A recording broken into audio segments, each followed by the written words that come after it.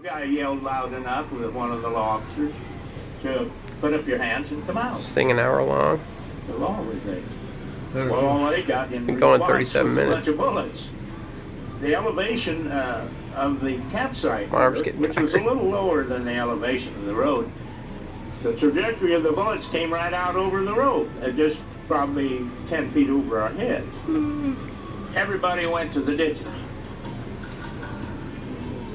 After the shooting had stopped and we felt that it was safe to go over there, we were asked, and they said they had departed going down the hill from our right here and straight north down to the river. At this point, it was every man for himself. Taking this exact route to the river, Buck and Blanche then went to the northwest, while W.D. and Bonnie hid in the underbrush next to the stream. Looking for a way out, Clyde, who was wounded during the shootout, crossed the river and moved into a cornfield. We was out there getting the cows rounded up, getting ready to milk. It's, I guess it's about 5:45. Dad asked him, he says, "What do you want?" He said, "The law's shooting the devil out of us." He says, "All we want's a way to get out of here." Sheriff Nee told a young man with us, and I think we've got to look for some bodies. He said, "We know they were hit, you know, with quite a few bullets from the posses out here." And he said, "We need some volunteers." Well, to go look for some dead people didn't seem to be too bad an idea. There were about 6 of us in the vanguard going down the hill. And when we reached the old riverbed, which we went down a considerable bank to a flat area between there and the river, which is approximately 55 feet. And this great big log was lying there, which was, it was 4 foot high at least, 8 or 10 feet long. And this looked like a good place to hide. We had observed, coming down this old bank in the soft dirt, heel marks. And so we stopped.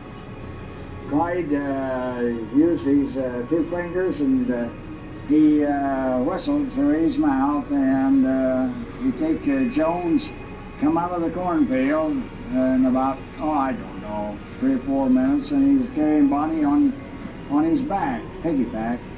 And when he got her up there, why, he kind of let her down on the ground, and Dad asked him, he says, "What do you want us to do?" He says, "You put one arm around your neck," and then he told me, he says, "You put the other arm around your neck and carry her." And then she got up from back of the log. Blanche, that was Buck's wife. She had on a pair of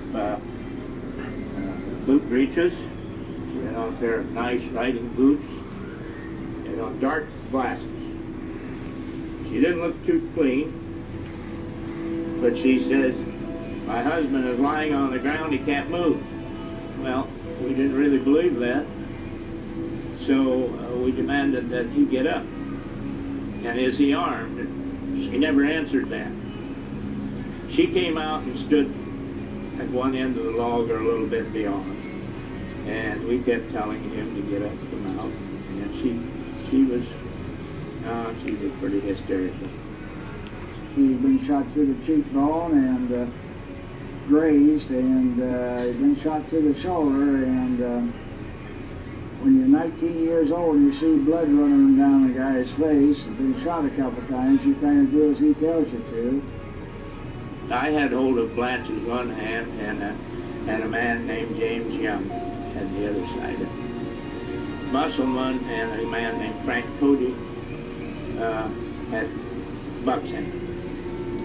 Buck would walk for a while, and he would seem to pass out, and they'd have to drag him for a few feet, and maybe stop, and then he'd get his feet under him again, and he'd walk a little way.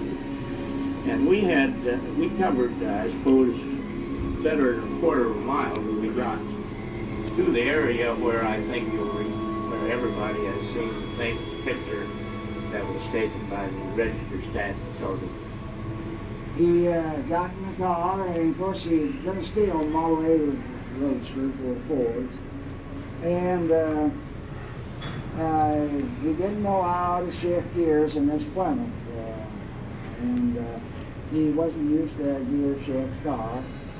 So finally we got it through his head that how to shift it and everything. And see, he had his gun laying on his right hand side of him, and I was up on the left hand, and if I had been, of course, somebody could have got shot too, as far as I go, but I was reaching over him, and I've often thought, many a time, if I had just reached over and got a hold of the gun.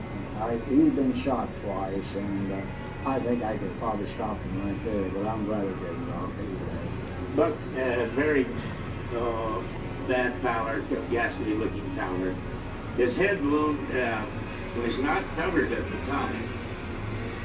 Was unbandaged. Whether he lost that in the shootout back at the site where we're sitting now, evidently. Or maybe they hadn't had time, but his brain was exposed. You can see this man, maybe he was on his last legs, that he wasn't going to live too much longer, which he didn't after he was taken to the King's Daughters Hospital in Paris. We got him backed out and got him started out, and then when he went out, why, he told my dad, he says, you will be well repaid for this. That's like that. And of course, with the law and everything, why, somebody I'm gonna go film the shirt.